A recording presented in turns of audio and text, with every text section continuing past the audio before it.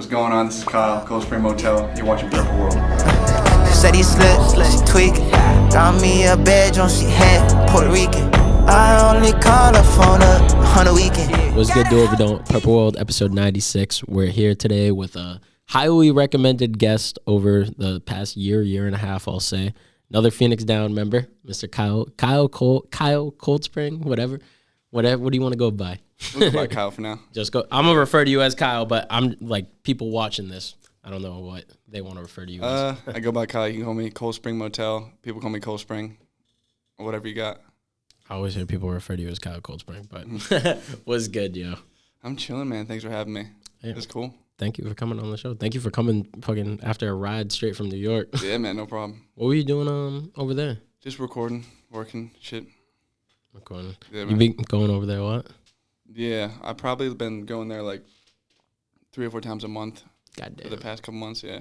Day trips or like Couple days. trips? Couple Yeah, days. yeah. Couple days. All around though, just a formal introduction. Anybody watching this, just who you are, what you're about, brief little rundown. I'm an audio engineer, a producer, work out of Phoenix Down in Somerville. Yeah, I mean, that's what I got going on. That's me. Just making music all the time. Engineering like a good majority of the state's music. And you be making beats too, right? Yeah. Yeah, you be making beats heavy. You be making beats heavy. Before we get into the music though, because you're somebody that's on the show for the first time, getting the nitty gritty, like early Kyle, baby Kyle, early life. I want to know like the build up and what got you in the music in the first place, and just all the rundown of that. Yeah, man. So, like, I started off doing, like, playing guitar. That was, like, my main in when I was young, when I was, like, 9 or 10. Damn. Kind of doing it on and off, you know what I mean? And then around high school time, I really started to kick it into gear and figured out that, like, this was, you know, my thing, what I wanted to do. So I was playing in bands, started writing, got into Logic Pro, got, like, a little PreSonus interface and shit like that. And, yeah, it just kind of kept spiraling. And I went to, I ended up going to Berkeley for a couple of years. That's how I ended up out here. I'm not from out here. I'm from Connecticut. Damn. But, yeah, and then I just kind of started working in the studio, stuck around. And, yeah, here I am. So Phoenix was the first studio you worked at? Nah, I worked at another studio called Red 13 in Framingham. Shout out Red 13. I think they be liking my stories all the time, and I'm always wondering what that studio is. Yeah, now they get active on Instagram and shit. Damn, yo. Yeah. How old were you when you started working there? Like 20, 21. It was like I've been going to Berkeley, right, and then COVID hit, and shit just kind of got fucked up. I can swear on this, right? Yeah. Okay. Yeah. You good. Yeah, man, and so, I don't know, it's kind of like, I felt like it was like hybrid or like online, which for music, especially what I was doing, like instruments and writing and stuff like that, like a lot of that experience was kind of erased, or I wasn't getting the full feel of it, you know what I mean? And then actually through Berkeley, I went to some club meeting, and the guys, shout out Mark and Sean from Red 13 were there.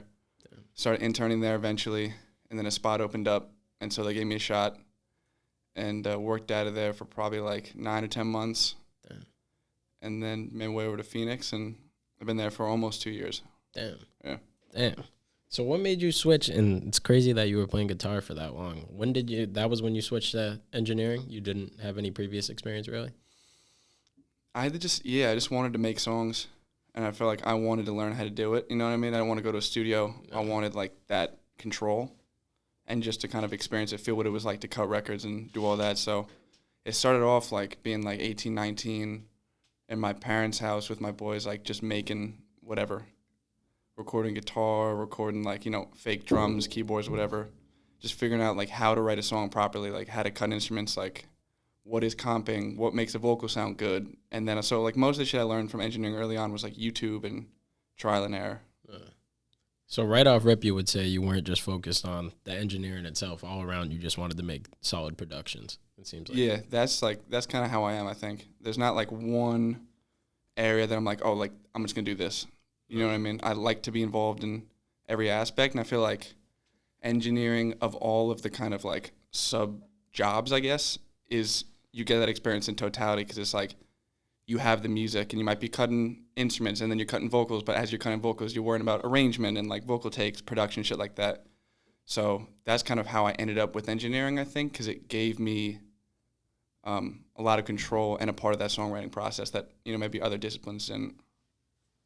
Every artist that has preached about you on this podcast talks about that all hands on element. I never hear of anybody that's like, oh, I just get recorded by Kyle. It's like, oh yeah, I'd be locked in with Kyle.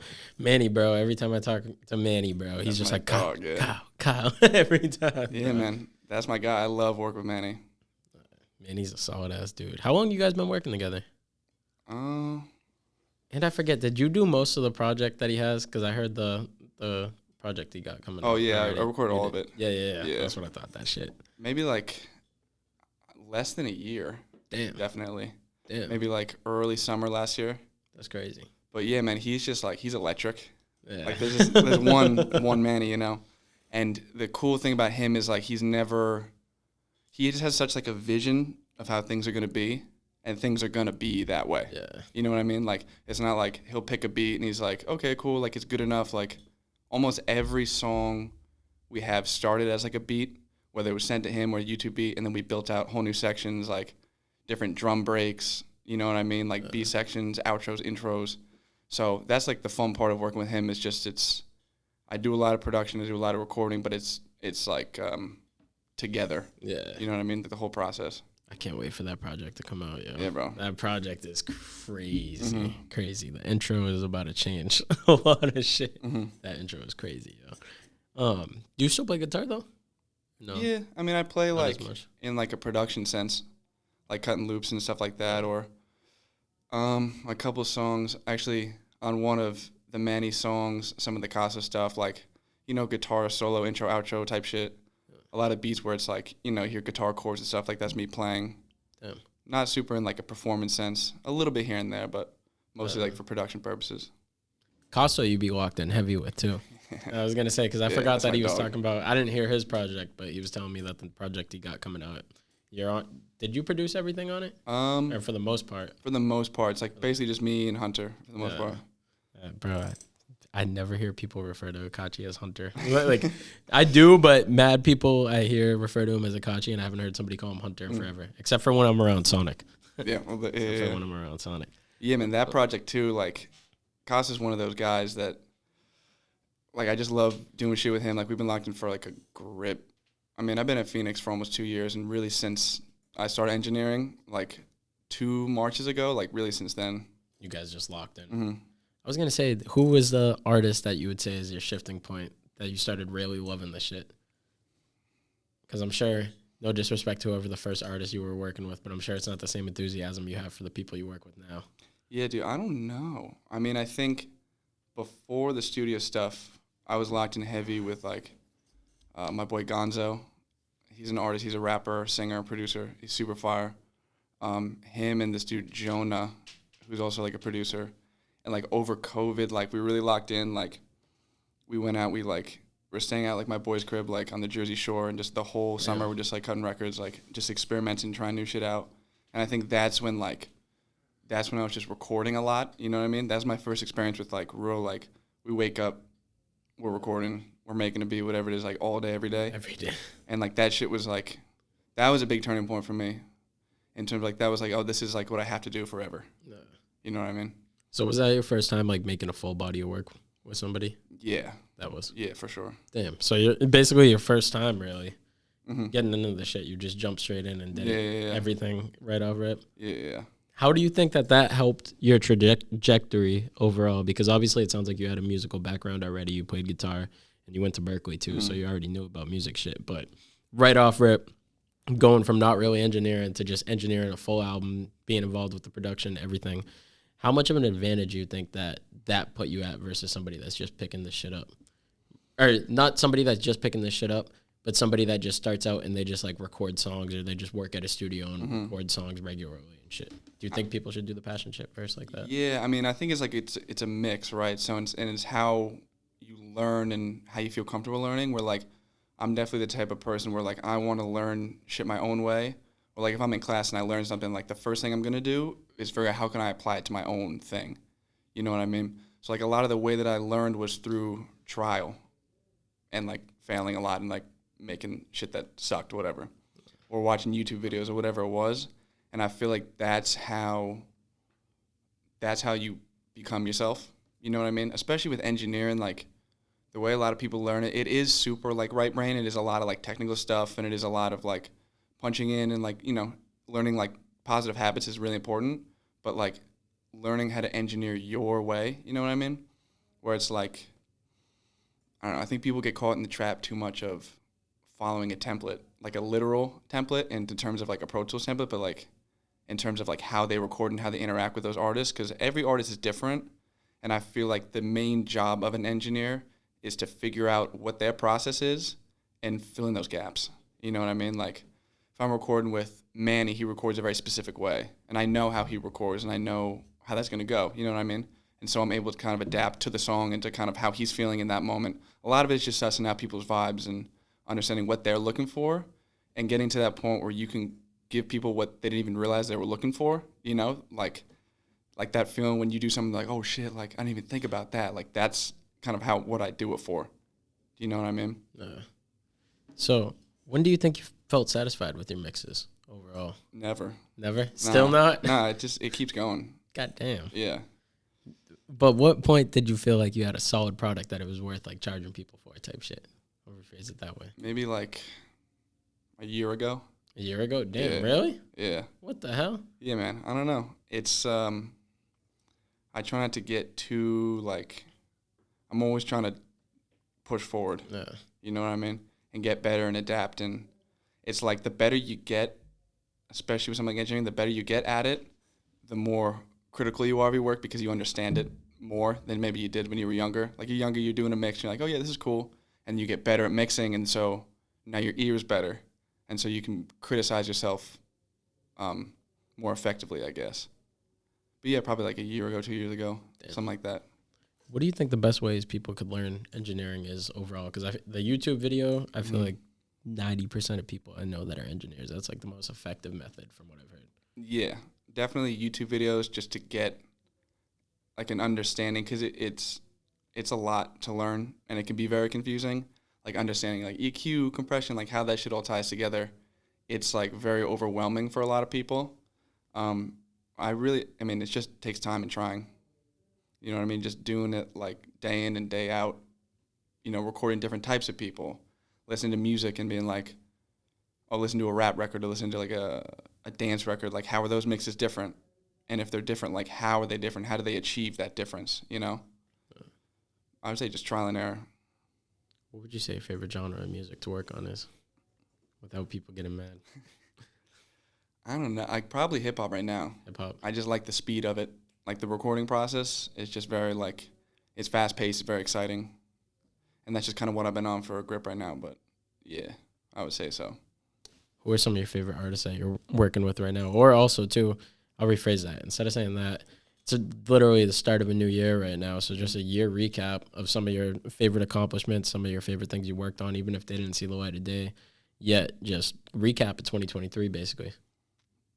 I should have asked that earlier on, and I'd be forgetting, bro, that it's a new year. It feels like we're already in like mid. No, literally, yeah. It's after the first week of January. It's like I know, we're in the thick of it. I would say like the last like Millie's album was a big achievement for me. That was the first part. When I started working with him, maybe in like April, I jumped right in, and they were already kind of halfway through. But seeing that through and like just really being proud of that project. I think all the Casa shit we've been putting out is like, I really liking this new project. I'm super, super, super excited for. Do you guys still not have a release date? I say like, that's kind of a question for him. Yeah, I don't know. Because I think he didn't have one when I asked him. Yeah, I think we're shooting maybe like March, April. Fire. Fire. And like, I don't know. I've been working with this kid, Lil Hazy. I think I've heard his name. Yeah. He's super, super far. I'm very excited about him. Shout out those guys, Dustin, Brownie, all those guys. And of course, like the Manny shit. I could go on. Yeah, I don't want to like. Be working with mad people. Yeah. Bro, anybody that watches these interviews, when people are on here and they're talking about memories like this and they forget certain people, y'all need to stop getting offended. No, because like people be texting me after and they're like, yo, bro, like, could you cut that part out? Because people are getting mad that I didn't offend. I'm like, yo. Y'all don't get mad at that shit. Yeah, no. I mean, for the record, bro, like, everyone I work with, I really do like and appreciate. like hella. Like I feel like I'm at that point where like I'm super locked in with a lot of people. Like the majority of people I work with, I've been working with for like at least six months a year. And so, yeah, I mean, all the work I put in, I'm really proud of. And so I really like everybody I work with right now. So you would say everybody you work with, for the most part, you like to be long-term? Hell yeah. Yeah, definitely, bro. How do you go about taking an artist from ground zero, basically? If you have somebody that walks in the studio and it's literally like their first studio session, and if you have any examples of people that you literally that happened with, that you took them to a certain level where they've gotten their sound down X, Y, and Z, how do you go about doing that? I think in the beginning it's a lot of people try like everything. Like, you know, you have someone come in and they'll cut like a drill song, and then they'll move over, they'll do like a Pain record, and then they'll do like an R&B song. So part of that's just kind of finding that rhythm. And so when I feel like things start to click, at least in my head with an artist, like, okay, like they hit like an R&B record, like this is it. You know what I mean? Like their voice sounds really good in this auto-tune, like this just feels right. I feel like I'm at a point where I feel comfortable, and a lot of my clients feel comfortable with like me really giving my input and kind of shifting them in certain directions, whether it's, you know, building our intros, outros, like cutting up the beat, like, you know what I mean? Like, I think it's just, I just go extra hard on the records that really, really work, and I kind of encourage them to keep hitting that.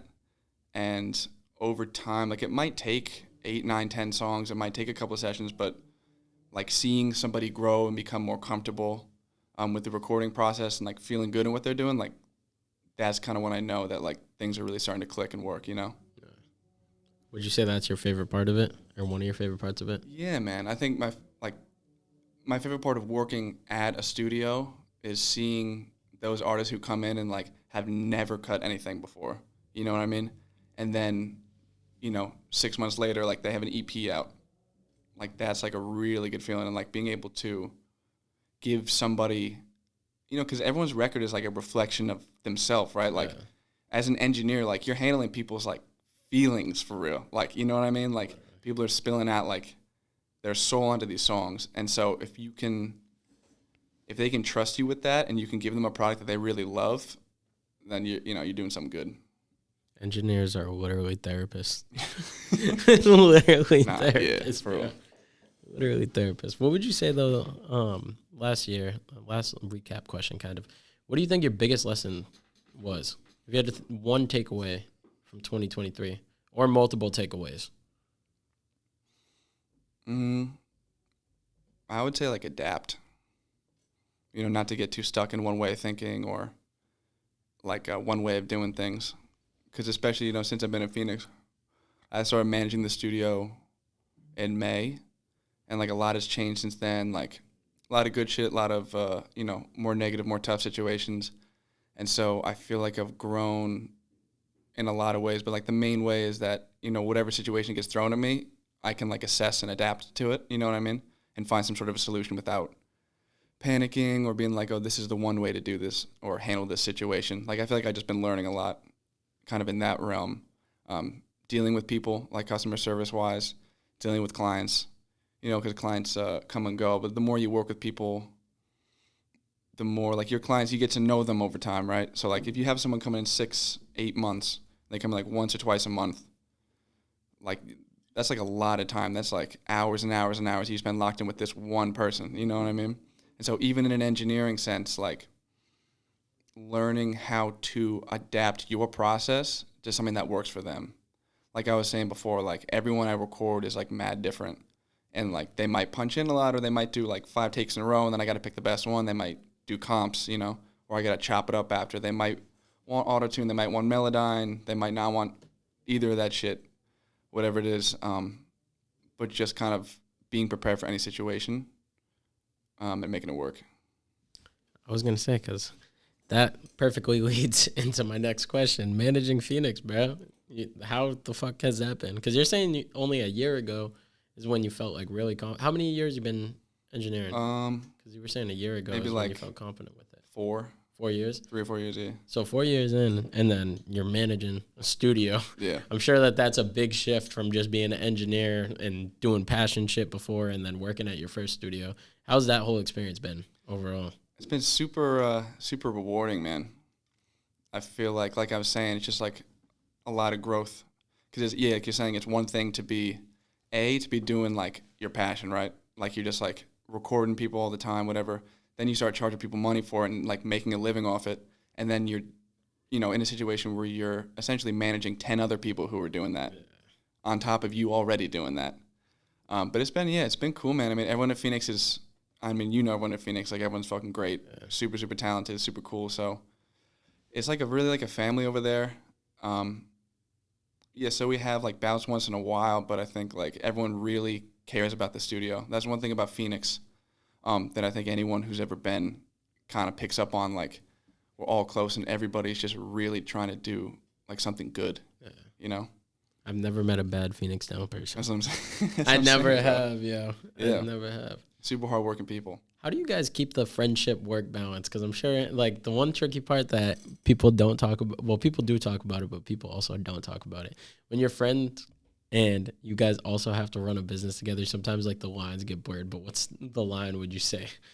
I don't know. It's kind of complicated. Yeah, it's definitely a complicated question. It varies by person, but, like,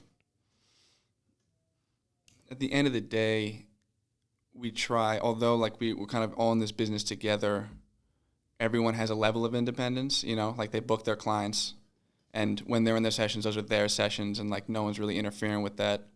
I think everyone at Phoenix is in that position because it makes sense, because it works, and like it fits with what we got going on over there. So I think everyone's just like really driven, really passionate about what they do, and we're all in it together. You know what I mean? Like we've all like spent like mad late nights there, like, you know what I'm saying? We've all been there till like 6 a.m. working or whatever it is. So it's just kind of that shared experience that allows us to kind of interact without being at each other's throats all the time. Yeah. How I just had one question, bro. It fucking popped out of my brain and I don't know what the fuck it was. Actually, now I remember I lied. When you first started engineering, and anybody that's watching this, that they're at the stage where they just got somewhat of a good sound down and they want to start charging people, how do you think that people should go about finding clients early on? That's definitely a tough question, man. I would say just like wherever you are, whatever city you're in, like start to like just make yourself known, like finding those events, you know what I mean? Like finding those like beat battles or those ciphers, like wherever there's like music going on, like just be there, Like that's probably the easiest way, like linking people in real life. Because like a lot of the Instagram, I've tried all the ways, like calling people, like hitting people up randomly that I fuck with, you know what I mean? And I would say like that in-person thing is really what, it's just getting access to those people and like showing that level of dedication that you're pulling up to an event, you know what I mean? That you're really like trying to do something. Or even just like hitching up with the studio, you know what I mean? And like being a part of like something cool that's bigger than yourself. Learning from the other engineers, you know what I mean? There's clients coming in and out of there all day. So you just spend time there, and that's how you meet a lot of people. And then I say eventually, like, word of mouth is really the biggest thing, especially with engineering. Yeah. Like, rather than, it's not really a profession where you can advertise yourself like crazy, because it's like, it's a service, right? So you got to have, like, the people, your clients speak for you, Damn. And the only way you can get that is a solid product. Anybody watching this. The only way you can get that is that. So you would say the Instagram DMing, that doesn't really work? Nah. It doesn't? I've had like mad people that have DM'd me like maybe in like the last year, like trying to work, like, yo, what's good, bro? And then they're like, oh, my fault. Like I saw you DM me 2 years ago and I never responded. Yo. You know what I mean? Like just full circle shit. Cause it's like, bro, if you're just some random account, like, oh, come lock in with me and give me money to do this thing that you've never heard my product before. Like they're not going to, you know what I'm saying? It's not going to work like that. And engineering is tough to advertise. It's not the same as if you're a singer, you could post clips of you singing, or you could post your song. If you're a producer, you post beats. Like engineering, you can't like, oh, here's a mix I did. It's like, it don't really work like that. And it's such an in-person vibe-based thing that like you really get, it's about your clients kind of speaking for you because they've experienced working with you. As an engineer, how mad do you get about all the unreleased fire music that you have to sit there and be passionate about, and then it never sees the light of day? No. I don't know, man. It sucks, but it's like, especially as an engineer, you see all of those records get done. You know what I mean? Whereas like a producer, you might, get 10 beats placed. It's like, oh, they never came out, but I recorded all 100. True. Do you know what I mean? So I think there are definitely some songs where like I still got in my phone like from clients like, damn, like you got to put this shit out. But I think being a part of that song choosing process, there's like a level of, I've seen all the songs, and so it's like, oh yeah, no, I get why this song didn't come out or this one did. You know what I mean? What would you say your biggest hurdle has been engineering? I would say like trying to find clients and like trying to find like my voice in engineering. Huh. Like I think, I like kind of going back to what we were talking about with engineering, like finding your way of doing it. I find that that's like an issue within the engineering community is like trying to get that good mix, but that's not your mix. You know what I mean? Like there is a standard way to mix something that's like industry standard, whatever it is, but like you gotta give something else. You know what I mean? And whatever that is. For me personally, it's like I kind of have like the production ear. So like someone can come in with a YouTube beat, and then I can like section out the beat, and I can add an intro, or like I could grab on the keys and just like do a sweet like outro or throw effects on their vocal in different sections. Like that's kind of what I bring to the table.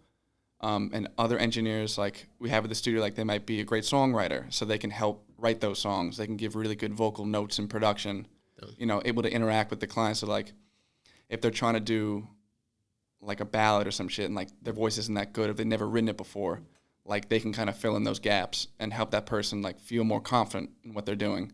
We got certain engineers that are just really, really good at communicating with certain types of people. So like if someone is coming in maybe doing like just like something strange or something different, like making them feel comfortable, mad people get like, especially early on, get so nervous, and like that'll kill a song if the vibe's not right. You know what I mean? If you're nervous or you doubt yourself, and some engineers we got are just really, really good at that. Or Caso's an artist. He raps, he sings. So like when certain artists come in, he can give really good direction in that realm. But you got to find like that thing. You can't just be like an engineer. You know what I mean? Yeah. It's not going to work. How do you turn a horrible studio session into a good one? And my bad about the noise that should be turned down in a sec because he just ran out. Like horrible in what way? If you just have a studio session that's going horrible, say you got mad people there, you know how it gets. Mm-hmm. When there's like 20 people in there, everyone's talking your ear off, you could barely even hear anything. Yeah. Everybody's drunk, you got people fighting, yelling, whatever. Uh-huh. How do you turn a session like that shouldn't be like that in the first place into something good still? Or just whatever a bad session is to you into a good one. I don't know, bro. Sometimes I had sessions that are like, yeah, like you're saying, just kind of get a little out of control, whatever it is. And those sessions, those are like the sessions when I just start trying shit out. Because it's like the session's like getting kind of crazy and people are being whatever. I always try to come and do a session. I like leave everything I got going on outside of the studio, like leave that shit there.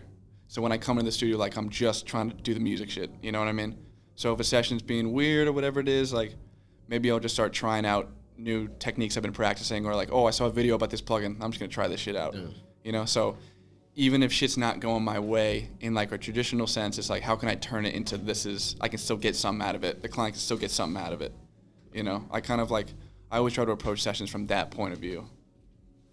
Do you feel like, what do you think your worst, without saying any names, and whatever you feel comfortable sharing on camera, worst studio experience ever has been? I've heard some good ones from the Phoenix people on and off camera, but I'm curious what yours is. Yeah, bro. Whatever you want to say. I don't know. I had a lot of wild stuff like early on at like other places I've recorded at, you know what I mean? Just people, just not even like crazy, like negative stuff, but just shit you're just like, there's no way that guy's real. Like, you know what I'm saying? Like, there's just no way. Like, guys going in, like rapping and just saying the most absurd, like, gangster stuff, and then the dude walks in, and I'm mixing the stuff, and he's quiet, and he goes, you know I'm not actually a gangster, right? I'm just making all this up. And he's like mad, like he's like confessing to me. I'm like, I don't, that doesn't matter. Whatever. I don't. Yeah. How do you even react to that? Nah, bro. I don't know, bro. Like, a lot of this shit is just being like, and then you know what I mean? Like, somebody saying that flat out in a session is crazy. Did you laugh? There's been some songs that like they're recording and you gotta like put your hat down or like put your hood on because I don't know, bro. Bro, do you remember the session when we first opened? Bro, I don't know if they're watching this, and if you guys are watching this, I'm sorry. We had like 14 goth kids our first week of the studio open, bro.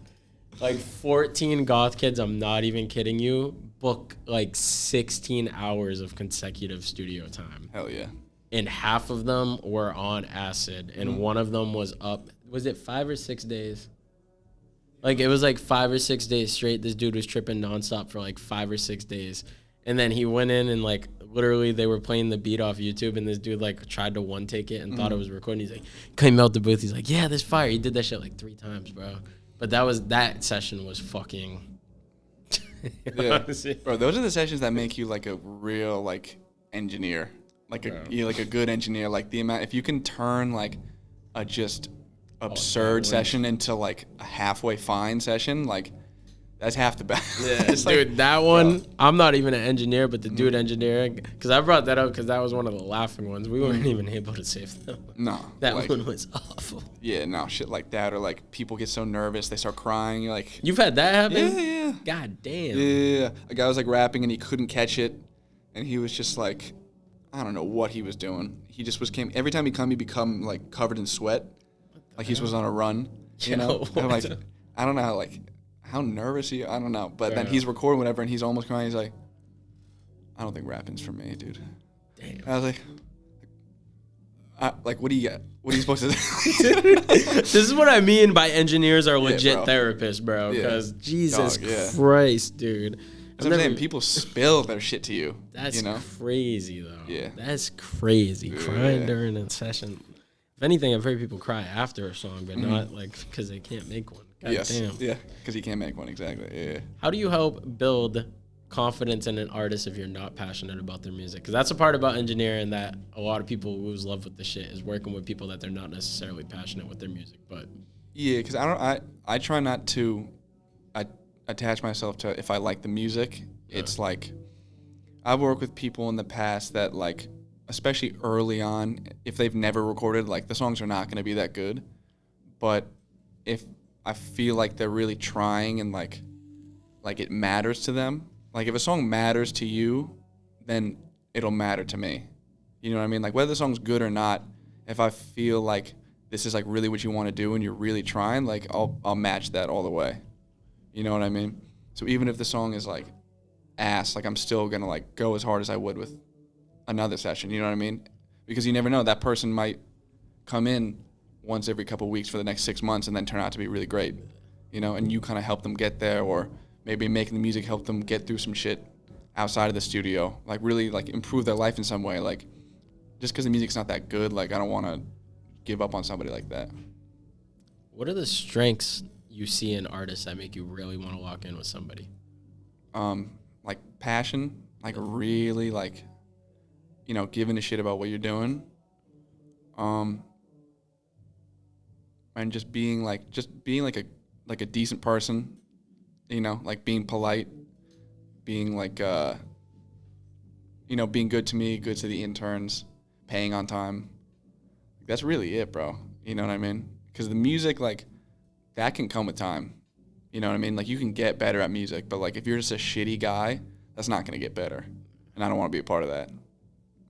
People don't realize how much personality matters. Yeah, bro. Yeah. Like, do you decline sessions after if you have somebody that comes in and they're extremely rude, X, Y, and Z? Do you still take them afterwards, or most times you won't? No, not anymore. I mean, when I was starting off and like really trying to get sessions and like build my name up, like yeah, maybe, you know, I would. But like I said, at this point, like the people I work with, the people I like, and like I'm good with that. You know, I don't need all that other shit. How'd you go about your filtering system? Because I feel like you're at a point, if you're in New York all the time, also you're managing Phoenix at the same time. You probably have so many people that you want to work with, but legitimately don't have the time for. Yeah. I'm assuming. So how do you kind of go about like filtering that out?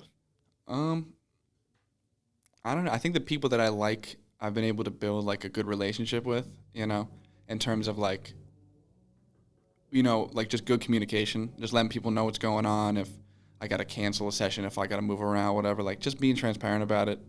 And when they do come in, like when I do get those sessions, like really like going extra hard, like trying to contribute to the music in whatever way that I can do. Yeah, but if someone's a dick, whatever, like if the vibe isn't there, like I can't help it. It's like it's just not there. You know what I mean? And it's not like I'm really like blocking people out, but it's like I'm not giving it that shit that I would with someone I do like, So it just kind of naturally goes out. I don't really haven't really like blocked anybody or been like gotten into it with anybody. Not really. Just people you play with will be like, yeah, I'm not doing that. Yeah, nah. Yeah, no. I think it's pretty natural. Because, like, again, like, engineering is, like, the vibe is almost more important than the actual, like, skill level. Like, if you can vibe with somebody, then, they'll spend money and they'll come in and they'll record with you. But if you're good at what you do, but, like, the connection's not there, it's not really worth it. People don't want to pay money for that shit. If they feel uncomfortable or, like, you're just not, like, gelling, there's no reason to keep it going. How'd you go about navigating the business side of stuff in the first place? Because I feel like all engineers have their early screw-ups, not getting payments on time, not getting payment up front, and they have the cancellation last minute and stuff. How'd you go about tackling all of that? Trial and error, or what else? Yeah, I mean, a lot of trial and error. The good thing I would say about that first studio I started at is that they would pay the studio for the most part, and very often it would be in advance. So it was like a lot of that shit was handled through them. Like that wasn't really on me. So I could rely on like getting my money and shit like that. But especially like early stuff at Phoenix, like it was a grind for a long time, like getting people in the door, getting people to actually come in the door, but then like keep coming back. 'Cause I feel like that's where the real like success is like getting those repeat clients, getting those people you can kind of rely on to come in like once every 2 weeks, once a week, once every month, And that was just like a lot of trying, and even like early on, I wanted that, but I wasn't ready for it. Like you got to be ready for it. You got to be ready not only like in terms of skill, but just like time management. You got to be responsible in terms of communicating with your clients and understanding how to communicate with your clients, being firm with them when you got to be firm, giving leeway, when is necessary. You know what I mean? And that kind of depends on your personality and like really what you want to get out of this. But yeah, it's just like really just a maturity thing. And a lot of it is really just like understanding how to deal with people properly. How do you recommend that it's somebody that is in the position where they keep trying to get clients to stay, but they just can't stick any clients? They'll get somebody that books a session once in a blue moon, but they can't get any of those consistent customers. How do you recommend they go about doing that? Just keep going. Probably get better. You're probably not great. You know what I mean? Like if people aren't sticking, like there's something missing. And maybe take a look at, okay, you have a client that comes in like maybe once or twice and then you never see them again. Are they still making music? Like, where are they making music? Who are they doing it with? Like, what does that person have that you don't? You know what I mean? Is it like a personality thing? Is it like, you're just not communicating properly? Is it like a skill level thing? Like, are they working with people that are just better at that genre or whatever it is? I would definitely recommend if you want to engineer, like, do the type of music that you know and that you really like. Because, like, if you want to be a hip-hop engineer but you listen to jazz music, like, you're not going to, not only the personalities of the people, but also, like, the music itself, like, you're not going to know where to put the right beat cut. You're not going to know what type of effects, because you don't listen to the music. You know what I mean? And it's not cookie cutter where it's, like, if you listen to rap music, then it's, like, you just do whatever is, like, popular in rap, but, like, you don't have anything to build off of. You know what I mean? How can you make a hip-hop record, a fire hip-hop song, and make it your own when you don't even know about hip-hop in the first place? You know what I'm saying? I would say that's probably that was something I had to figure out early on, like what are my strengths? What do I know really well? And I'm just going to do that. So that was like the big thing about Phoenix, like a hip hop rap studio. Like that's my shit. Like I know that. Yeah. And so it was easier for me to kind of like get a sustainable client base because I know what they're looking for. How do you think that engineers should go about dictating their price? I know this is probably a tricky question, Yeah. but I know engineers are always asking this shit. So, What other people charge? Where are you relative to them? You know what I mean? And like we were talking about, like word of mouth, like who, like if there's an engineer over there and they're charging $80 an hour, like who do they work with? Like who do they got on their resume? And like, okay, they might be charged. I see this all the time. Yeah, like people are charging like a certain rate for a mix or an hourly, but like how much work are they getting? I think some people have a tendency to overcharge, and so, that kind of flips the balance a little bit. Or some people undercharge. You know what I mean? And then at that point, like that's a tough thing too. Is like once you kind of have like a starting price. Luckily with like Phoenix, it was like this is kind of where people start at, and then you build off it over time. Yeah. But just having that conversation, being like, yo, like I'm getting more expensive now. You know what I mean? And like feeling like, did I earn that? Like, are people still going to be coming in? Like just the stress that comes with that. But I would say, yeah, it's really just awareness of kind of the people in your market, wherever you're at, whatever city you're at. Like, what are they charging? Compare your resume with theirs, your skill level with theirs, and how much work are you getting? If you're charging $50 an hour and your schedule's flooded for 2 weeks out, you should probably, you could bump your price up. Or if you're charging $70 and you got no work going on, you should probably bring it down. How do you go about having the hard conversation with clients? It's initially like the first time you do it is tough, but like clients know too. It's like if it's hard for them to get a session with you, and you bump up your price, like it makes sense. You know what I mean? And if it's like $10 an hour, it's not killing anybody. So usually it's just like I'll let people know like, yo, like I'm bumping my price up in a month, or if I haven't seen them in a grip, like, yo, like my prices went up, but like this session I didn't let you know, so like we'll just keep my normal one, but just heads up, next time it's gonna be this. Like just working with people too. And there's still some clients, like I don't charge everyone the same price necessarily. It kind of depends. It depends how often I see them. Maybe I haven't seen someone in a grip. So it's like I haven't had a chance to have that conversation, But don't be afraid to adapt. Like I'm saying, like don't be afraid to take that chance if you got the work, like you bump your price. What do you think is more of a staple in determining the price, placement or how busy you are? Because I feel like you see certain engineers that literally have one song and they'll try to charge these crazy rates, and then you don't see anybody working with them. Yeah. It kind of goes hand in hand if you're doing it right. You know what I mean? So like if you're mad busy, then your name's probably getting out there, and then you can work your way up to better clientele, and then of course your price is going to change. But yeah, I mean, with placements, it's tricky because it's like, how do they get that? You know what I mean? Someone might have like added a snare to some shit and then it got placed like on some random shit, or it could have been like if we're talking about production, like off some YouTube shit. Yeah. That shit gets wild sometimes. Like that BeatStar shit, where like a producer will get like one record off like BeatStars and then be charging like crazy. Yeah, like a rack, and you're like, bro, like what are you talking about? I think that's something that really needs to be considered. It's like you need to kind of consider like, what do you want out of this? Like if you start to get like more lit records, like are you doing this because you want more money out of it? Are you what is your goal? You know what I mean? Are you trying to work with people more? Like if you're doing it right, like those things make sense. Like how much you're working and your price and your placements like all work together. If you have a deficiency in one, then that kind of throws everything out of balance. But when everything's clicking and makes sense, then ideally you'd have like all three going. Fire. Anybody watching this? Common theme I'm hearing about everything to do with engineering is just work. Mm-hmm. work. What do you think overall just of the mass scene over the past couple of years? You said you're from Connecticut, but you went to Berkeley, so you kind of seen, and you've been working actively in the scene for a couple of years now. Mm-hmm. What do you think of the overall growth and where the scene's at right now? I would say the growth, especially like in the past year or two, has been like really cool to see. Especially like being at Phoenix, I feel like I get to see a lot of artists come through Phoenix, and so I get to see a lot of people. I get to see their growth, even if they're not my client. Like I'll see a kid when I'm an intern, and then a year down the road I'll catch him again. It's like, oh shit, like he's like, you know, getting lit or whatever it is, like. But I think people like Casso, people like Trill Manny, for example, like seeing kind of how far they've come, even in like the past like year, you know. I'm excited, man.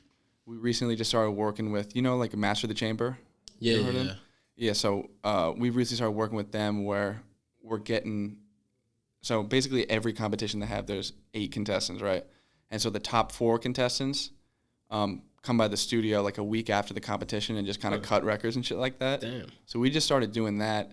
But that's been really cool to see, bro, because it's like, That's fire. mad of my clients, I'll pull up to those and like mad of my clients are there or like they're competing in the competition, whatever it is. And, you know, then we get those artists that I don't know. Maybe they're from Worcester or whatever. They don't even know what Phoenix is. Like they pull up and it's just really cool, man. Just, I think just getting, the main thing with the mass scene is just like building awareness, I would say. I'm not even talking about on like a national level or like a big scale at this point. I'm just referring to like within itself. Yeah. You know, there's, I mean, I'm probably the millionth person to say, but there's sometimes an issue with collaboration and like really making that work. But there's a lot of really talented people out here, you know, who are just like looking to do something good. I feel like one of the problems with it too, I feel like a lot of the people in the music scene know each other, but then the people that aren't in the music scene have no idea about all the shit that's around here. Yeah.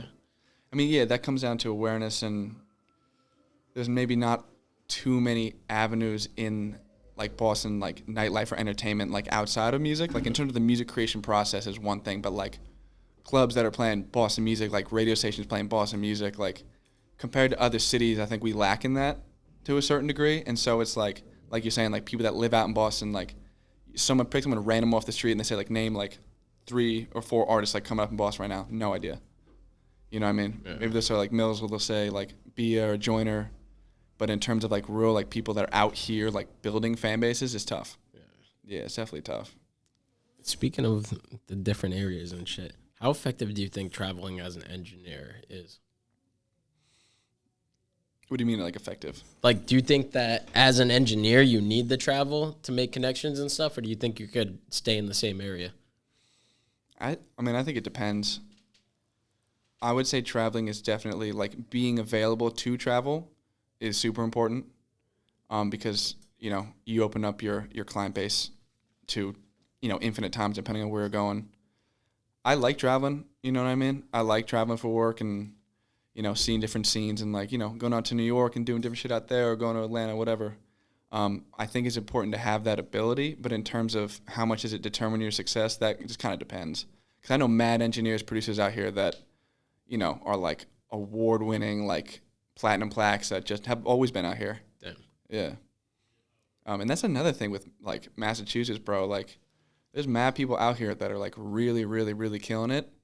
And it comes down to that awareness again too. Like even talking about like Akachi, like that dude is like nominated for a Grammy twice. I know. You know what I mean? Like getting placements left and right. Like just probably one of the best producers like in hip hop period. Yeah. You know what I mean? Like that dude's fucking insane. And he's out here, you know? There's a lot of producers that are out here. That was kind of a big thing with that Bink event we did in October. Like that was a collab between the Bink Boys and Phoenix Down to try to build that awareness, bring people out to see each other, because we kind of felt like, especially in that genre of music, like the shit that like Akachi and Be Heavy and all those guys do, like mad people fuck with it, but it's not like Boston kind of had its own version of it, or like a place like Atlanta, New York might have its own kind of like underground scene going on. You know what I mean? So that was like a big objective with that event, was building more awareness. Like, no, like people are out here and like really trying to work and do something cool. That event was so fire. Yeah, I really was pumped on that. Yeah, that shit was fire. You got rid of the stash, huh? You got rid of the stash. My mustache? Yeah, bro. Because I met you for the first time at the event, and I was like, I didn't know this dude had a mustache like this. yeah. No, I had this shit for a grip. Yeah, I think I saw pictures of you, but when I was at the Bink event, it was like mustache. Busting, yeah, that shit was like 4K mustache. Yeah, because I just shaved too, so it's just like just mustache coming out. Bro. Yeah. Jesus Christ. What made you shave it? Just got bored. I had it for, like I said, I had it for grip, bro. Yeah. And it's like, and then I shaved it off, and people were like, "Oh, why'd you get rid of the mustache?" I'm like, okay, it was, thank God I got rid of the fucking. I don't want to be mustache guy for the rest of my goddamn life. You know what I'm saying? That's why when you walked in there, I was like, oh, he doesn't have the mustache. Yeah. Kyle the mustache, dude. Yeah, bro. Oh my god. What would you say? Well, Manny, it sounds like you're pretty hyped about. Besides Manny, what are some of the artists that you've been working heavy with that you're people watching this? You want them to be on the lookout for work that you got coming out. Like, what are you currently actively working on right now? Right now, doing the Manny shit, Picasso shit. Damn. Doing a lot of shit with Hazy. That dude's cool. Are these all projects too? I know Picasso and Manny are, but Hazy is too. Hazy working on a project, yeah. Doing a lot of that shit, working a lot with, like Millie's and I have been locking in a lot. Working on that project. G Nipsey's got a project coming out soon. Fire. So that shit is going to be, I'm really pumped on that joint. I'm really like, me and him have been locked in for a grip. Because you know Josh, right? Yeah. Obviously. I miss Josh, bro. Yeah, bro. That's my dog. Josh is like a teddy bear, bro. I always Yeah. say that. Josh is like the nicest dude I've ever met, bro. Yeah, man. He fucking, yeah, Josh is like my boy. He's like definitely like a big mentor for me too. Because like he was, you know, he was running the studio like when I first started there. And like he definitely taught me a lot and like put me in like a good position to like really do the shit. But what I'm saying, like he's been working for like those guys for a while. So I've known Nip for a while, and like his progression as an artist is very exciting. You know what I mean? And like that's like my guy. Like I fuck with that guy heavy. But this new project we got coming out, and the one after that too, we're laying the groundwork for. Yeah, Damn. that's just out of here. Damn. So I'm pumped on them joints. Yeah. Sounds like you only work on projects. Yeah, I mean, I'm working with a lot of people that are just everyone's just kind of in project mode right now. You know. Yeah, I think people, like mass people, are just trying to get shit out there. You know what I mean? And like make a name for the scene. So it's exciting. I mean, that's the ideal for me, like working on projects, you know? Because then it's one thing to like cut records, whatever. But like once you have like, you know, 30 songs, and then you and the client get to kind of shave that down, add post-production, add those transitions. Like, okay, here's this record's done. And like, okay, so this is the vibe of the record. Like this one sticks out. Like how can we edit this a little bit? How can we change it? How can we add something that makes it more cohesive? Like that, that's I think where I get a lot of the satisfaction from this is delivering those full like bodies of work. That's very exciting to me. You don't get the same fulfillment out of singles. Nah, not exactly. I mean, of course I love cutting music, whatever it is, like whether it's a single or not, but being involved in projects is fire. Fire. Yeah. Fire. What would you say your biggest screw up has been throughout your whole music career? Throughout your whole music career. Biggest screw up.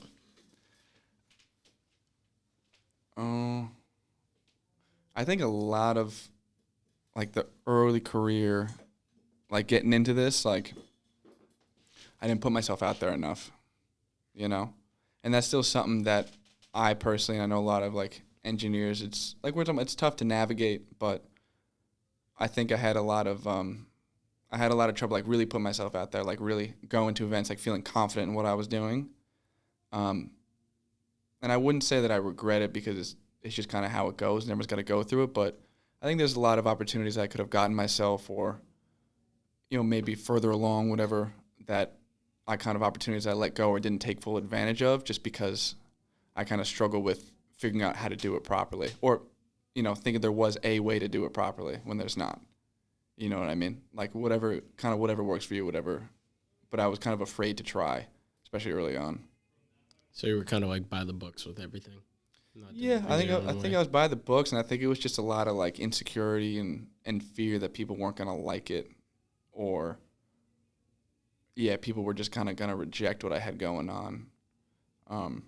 But again, like that's just something like you got to work through. You know what I mean? Do you think there's any specific shifting moment you would say you gained that confidence at? It's definitely like it's over time. It's a lot of little wins, I would say. Like I feel like the last couple years, like the reason that I've progressed is because I've started. When I first started, I was like comparing my music to like what was on the radio, or like setting these goals and then having no clue how to get there. I mean, like I want to get like a Grammy, or I want to work with these people, but it's like, bro, you work like you there's like 15 steps to get there, and you're at step 1. You know what I mean? And I feel like that thinking is really what discourages a lot of people. Because, like, you know, like, when you're doing this stuff, like, you see a lot of people kind of fall away and give up or, like, you know, transition out of music to something else. But I think the way to go, what worked for me personally, was setting small goals. So, like, I wanted to, like, work at a studio. So I figured out I got an internship, and then I did that. And then when I got to Phoenix, like, and I was locking in with, like, Josh and Kurt and Mackie and just, you know, everybody there, I was like, oh, no, this is their skill level, like, where they're at, that's where I want to be. And so I worked, and now I'm moving towards that, you know what I mean? So it's like setting up small goals and, like, developing a plan is really the main way to prevent yourself from, like, really getting discouraged, at least in my experience, you know what I mean? Because now I know what I need to do.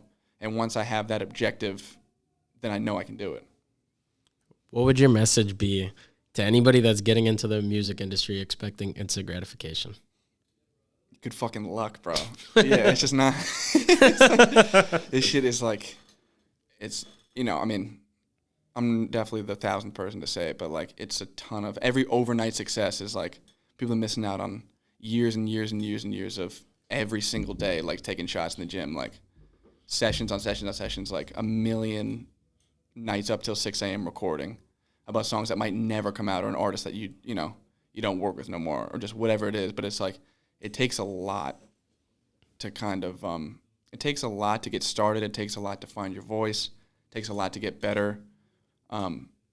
It's got to be your whole life, like, the whole thing. You know what I mean? You got to give yourself entirely to it to really reap anything from it.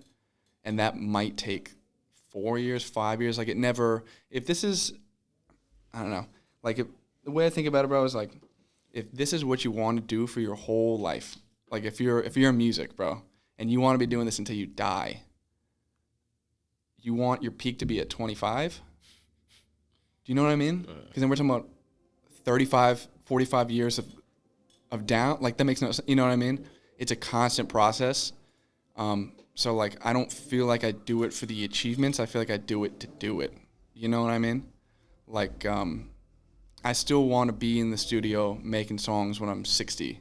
You know what I mean? I still want to be doing cool shit when I'm, like, when I'm old, like, when I'm retiring, whatever. So I try not to get, and of course, like, everyone kind of falls for it with, like, social media and shit, but I try not to get too trapped in the, like, oh, I want that placement now. Like, you know what I mean? Like, oh, I wish I had a hit song now. I wish I had that money now. Like, it's a process. It's how it goes. You know what I mean? Just like anything else. What do you think the biggest thing that's kept you going? Because I feel like everybody that's a creative has mad moments where they want to give up on shit. Yeah. What's kept you going every time you wanted to give up? I don't know, dude. Like, I have to do it.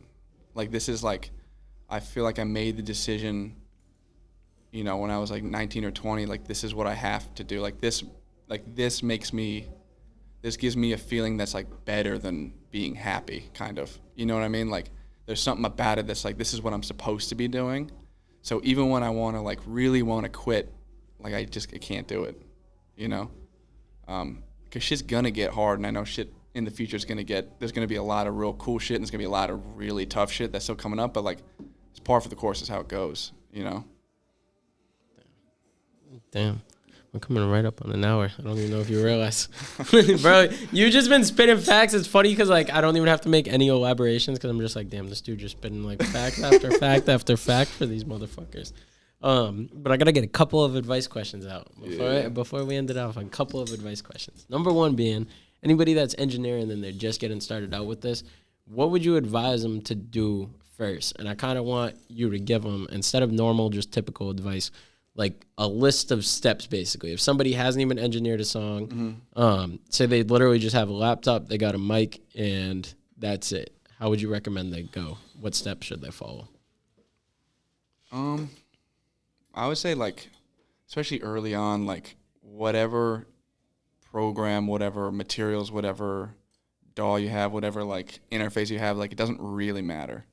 Like, whatever you can get your hands on. The big thing with engineering is because it's so overwhelming and because it's so, like, you know, you watch YouTube videos and people got, like, a tube tech or whatever. They got these, like, mad, complicated, expensive-ass gear that's, like, oh, like, Travis Scott, like, his chain is this, this, and this. Like, it's so easy to get trapped in that shit and get discouraged and be like, I can't use that gear, so my shit's not gonna sound good. You know what I mean? And that's just not true. You know, it's bullshit. Like that shit, even if you don't know how to use that shit, it's gonna sound like dog shit anyways. So you might as well just learn from the very, very basics. Something that I did that I'm sure is still up, but like, dude, YouTube is just fucking endless, bro. Like when I started recording in Logic, there was mad videos of like recording and mixing a song in Logic, 10-part video. And it's like each video was like 30 minutes. You know what I mean? Yeah. Step one, like, how do you record in Logic? Press and record. And you watch someone build a song in Logic from scratch, mix it, master it. Very basic, using all just like stock Logic shit. Or if you got whatever program you got, there's a billion of those videos in those video series. And just like watch all of them, you know? Figure out what you want to do, what type of music you want to record. Like, what do you know? You know what I mean? Like, what do you like to record? What do you like to make? I don't record music. Oh, really? I don't. I'm not an engineer. Oh, my God. Okay. I'm not an engineer. But, like, whatever music you listen to, whatever, like, speaks to you, that's what you do. You know what I mean? Just, like, be true to yourself because that's the only shit that you're really going to be good at. You know what I mean? So find out what that is and then just spam those records, too. Like, really, like, you know, listen to those records. Like, what are they doing? What effects are they using? Kind of learning the terminology and being, like, just being a detective with the shit. If you have a song that you like, especially a big song, bro, there's mad forums of like a lot of like nerds online being like, how did they record this? And then you can find information. Like when I was playing guitar, bro, like guitar solos I really liked, like Fire on the Mountain. It's a Grateful Dead song. Be like, oh, I love the tone of that guitar. I don't know how to describe it. I don't know the words for it. You know what I mean? But it makes me feel just like some type of way. So I Googled it and I found out all the gear that they used. Like, it's all free. It's all out there. You know what I mean? Like, old forum. It was an old forum from, like, 2009 of just, like, a bunch of old guitar weirdos being like, oh, he was using this at the time, like, in this studio. Like, it was probably something like this, but it sounds like he probably used this shit. And, like, this is a guitar that he was using at that time. And, like, just building up your knowledge of the gear and what it does. You know what I mean? And then, over time, the more you use it, it'll become kind of second nature, you know? But, yeah, work within your means, man. It doesn't really matter. Like, you don't have to start on Pro Tools. No one really starts on Pro Tools, you know? They start on, like, a cracked version of FL they have on, like, their older brother's computer. Or they get, like, GarageBand or some shit. That was me, bro. Like, I used GarageBand as a kid, and then so getting Logic just made sense because it's, like, the same shit, whatever. But no matter what program you are, like, engineering's engineering. It's all audio all the time. Like, it's all the same compressors, EQs, whatever, and just record yourself, your friends, as much as possible.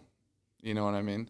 Because you can, at the same time as it's good to watch videos and shit, and like you could probably memorize a video describing about what EQ does, but you don't know what EQ does until you EQ something, like 1 billion times. You know what I mean? And then over time, all that shit will feed on itself. So you learn more. And so the more you learn, the more you hear it in records. And then the more you hear it in records, the more other shit you hear in those records. Then you take that, you bring it back. You start working that shit out. Oh, I like how that sounds, blah, blah, blah. Then all of a sudden, a couple years will go by, and you've learned a lot about engineering, but you did it your way. You know what I mean? And so you have this compilation of sounds and just different textures and shit that you like. So, you know, you can record and, like, really do that shit in a logical way, but you made it yours. If somebody can't find anybody to record at all, do you think that even if they have no desire to make their own music, the best way is for them to just record their own voice? You can record. I would say yeah, bro, because like again, you don't know what it's like to record until you record. But there are things online if you're interested in mixing and stuff like that. Like you can find stems online.